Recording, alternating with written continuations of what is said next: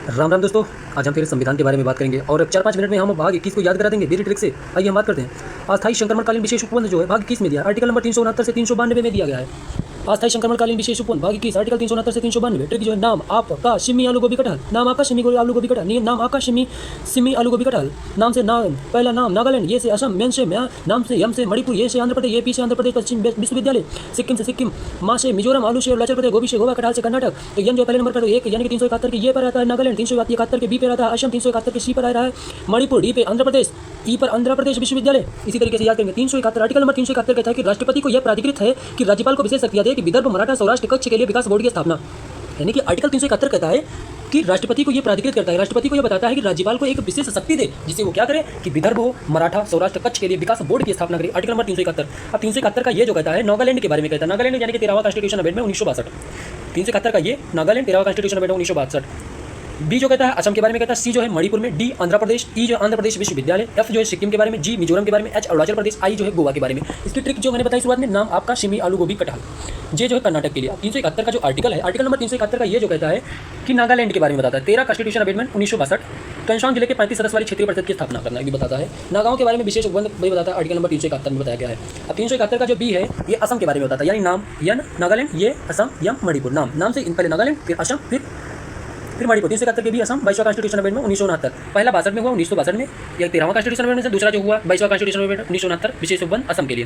फिर आगे 371 के सी मणिपुर के लिए, ये जो 22वां कॉन्स्टिट्यूशन अमेंडमेंट 1969 द्वारा विशेष उपबंध मणिपुर के लिए। फिर 372 आया, 372 के डी आंध्र प्रदेश के लिए विशेष उपबंध दिया गया, 371 के डी में, 371 के ई में आंध्र प्रदेश केंद्रीय विश्वविद्यालय के बारे में बताया गया। फिर आगे जो है 371 का एफ जो बताया गया सिक्किम के लिए विशेष उपबंध, विधानसभा का गठन कम से कम 30 सदस्यों से होना चाहिए, लोकसभा के पूरे सिक्किम को केवल एक सीट मिलेगा, पहली बार लोकसभा के चुनाव में जनता से नहीं बल्कि विधानसभा से चुना गया। आर्टिकल नंबर 371 का एफ सिक्किम के लिए विशेष उपबंध, विधानसभा का गठन कम से कम 30 सदस्यों से, लोकसभा के बारे में सिक्किम को केवल एक सीट मिलेगा, पहली बार लोकसभा का चुनाव में जनता ने नहीं बल्कि विधानसभा के सदस्यों ने वोट दिया। 371 का जो जी है वो बताता है मिजोरम के बारे में, मिजोरम बताता है 53वां कॉन्स्टिट्यूशन अमेंडमेंट 1986 मिजोरम मिजो के लिए मिजो लोगों के लिए विशेष उपबंध। आर्टिकल नंबर 8 में अरुणाचल प्रदेश के बारे में बताया 55वां कॉन्स्टिट्यूशन अमेंडमेंट 1986 विधानसभा में मिनिमम 30 सदस्य होना चाहिए। फिर आता है आर्टिकल नंबर 371 का आई गोवा के बारे में, विधानसभा मिनी कॉन्स्टिट्यूशन में 30 सदस्य होने चाहिए, विधानसभा में कम से कम मिनिमम 30 सदस्य होने चाहिए। आर्टिकल नंबर कर्नाटक के बारे में बताता है। अब आगे देखिए इसकी ट्रिक मैंने बताई कि नाम आपका सिमी आलू गोभी कटहल, नाम से यानी ये 371 के ये में नागालैंड, 371 के बी असम, 371 के सी मणिपुर, 371 के डी आंध्र प्रदेश, 371 के ई अरुणाचल प्रदेश और नागालैंड विश्वविद्यालय और तमिल और तेलंगाना के बारे में बताया गया। सिमी से 371 के ई, 371 के ई में आता है सिक्किम, 371 के जी में आता है मिजोरम, 371 के एच अरुणाचल प्रदेश, 371 की आई गोवा, 371 के जे कर्नाटक के बारे में बताता है।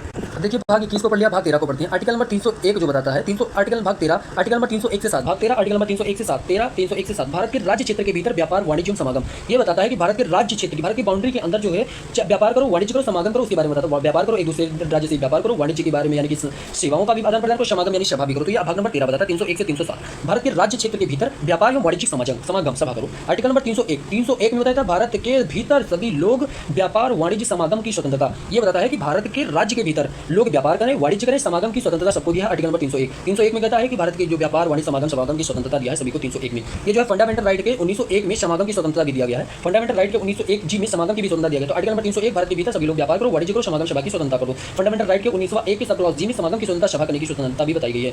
फिर आर्टिकल नंबर 302 जो है, आर्टिकल नंबर 302 बताता है कि भारत के भीतर सभी लोग व्यापार करो, वाणिज्य करो, समागम करो, पर कुछ सीमाएं अधिरोपित करने का संसद के पास सीमा है। पहले में बताता है कि समागम सबको स्वतंत्रता मिली हुई है 301 में, फिर दूसरे में बताता है कि संसद के पास में कुछ अधिकार दिए गए हैं जिससे वो कुछ क्या करें कि वो सीमाएं लागू कर दें कि ऐसा व्यापार नहीं करो जिससे क्या हो, कोई धार्मिक अवहेलना हो, जैसे कि कोई मंदिर के सामने आप शराब मत बेचो या कोई मांस मछलियां न बेचो, आम जनमानस को ठेस ना पहुंचे इस बात पर। तो 302 में बताता है कि कुछ सीमाएं संसद अधिरोपित कर देता है, इससे व्यापार आप करते रहो। फिर आर्टिकल नंबर 303 कहता है कि व्यापार वाणिज्य समागम के संबंध में संघ व राज्य में विधायी शक्तियों के प्रतिबंध व सीमाएं।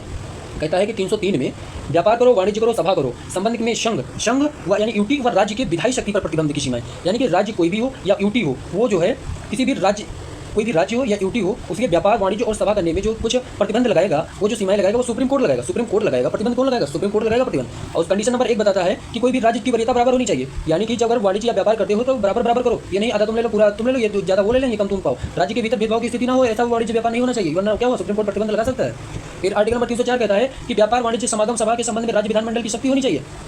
यानी कि 304 में व्यापार करो, वाणिज्य करो, सभा के संबंध में राज्य विधानमंडल की शक्ति।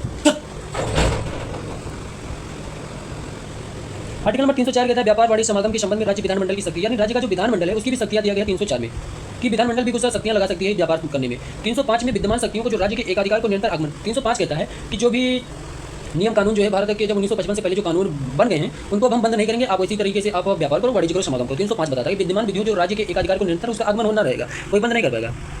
फिर आर्टिकल नंबर 306 क्या कहता है? 306 कहता है कि भारतीय संविधान के अनुच्छेद 306 में जो प्रतिबंध सूची थी भाग बी में कुछ राज्यों के व्यापार और वाणिज्य पर प्रतिबंध लगाने की शक्ति से संबंधित है, जो निरस्त कर दिया गया। इसे संविधान के 7वां अधिनियम 1956 द्वारा 1 नवंबर 1956 को हटा दिया गया है।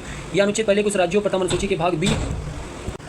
आर्टिकल नंबर 306 भारतीय संविधान के अनुच्छेद 306 में जो प्रथम अनुसूची के भाग बी में कुछ राज्यों के व्यापार और वाणिज्य पर प्रतिबंध लगाने की शक्ति दी थी, उसको निरस्त कर दिया गया। इसी संविधान का 7वां संशोधन अधिनियम 1956 द्वारा 1 नवंबर 1956 से हटा दिया गया। यह अनुच्छेद पहले कुछ राज्यों की प्रथम अनुसूची भाग बी में है और राज्यों के बीच माल के आयात और निर्यात पर शुल्क लगाने की अनुमति देता है। आर्टिकल नंबर 307 कहता है कि संसद 301 से 4 तक सभी जो आर्टिकल को लागू करने हैं तो एक सक्षम अधिकारी की नियुक्ति करेगा। तो आप अब याद करें यहाँ से 301 भाग 13 आर्टिकल नंबर 301 से 307 भारत के राज्य के भीतर व्यापार वाणिज्य समागम करो। आर्टिकल नंबर 301 कहता है भारत के राज्य के भीतर व्यापार करो, वाणिज्य करो, समागम करो। फंडामेंटल राइट 19 का एक जी कहता है समागम की स्वतंत्रता देता है। आर्टिकल नंबर 302 कहता है कि भारत के भीतर सभी लोग व्यापार करो, वाणिज्य करो, सभा करो, लेकिन कुछ क्या करेगा? संसद के पास में कुछ शक्ति होगी जो कि आपकी सीमाओं को अधिरोपित कर देगा, जिससे धार्मिक अवहेलना हो, आम जनमानस को ठेस न पहुंचे। 303 कहता है कि व्यापार वाणिज्य समागम संबंध में यूटी व राज्य के विधायी शक्तियों पर प्रतिबंध जो लगाएगा सुप्रीम कोर्ट लगाएगा। सुप्रीम कोर्ट प्रतिबंध लगा सकता है। कंडीशन नंबर 1 रखेगा राज्य को एकता बराबर होनी चाहिए, राज्य के भीतर भेदभाव की स्थिति न हो। आर्टिकल नंबर 304 कहता है कि व्यापार वाणिज्य समागम के संबंध में राज्य विधानमंडल की शक्ति होगी। 305 कहता है विद्यमान विधियों को राज्य एकाधिकार को निरंतर आगमन करेगा। 306 कहता है 306 को निरस्त कर दिया गया। 7वां संविधान संशोधन 1956 द्वारा इसको हटा दिया गया है। 307 में कहता है कि 301 से 307 तक लागू करने हेतु एक सक्षम अधिकारी की नियुक्ति कर सकेगा। ये पूरी है आर्टिकल।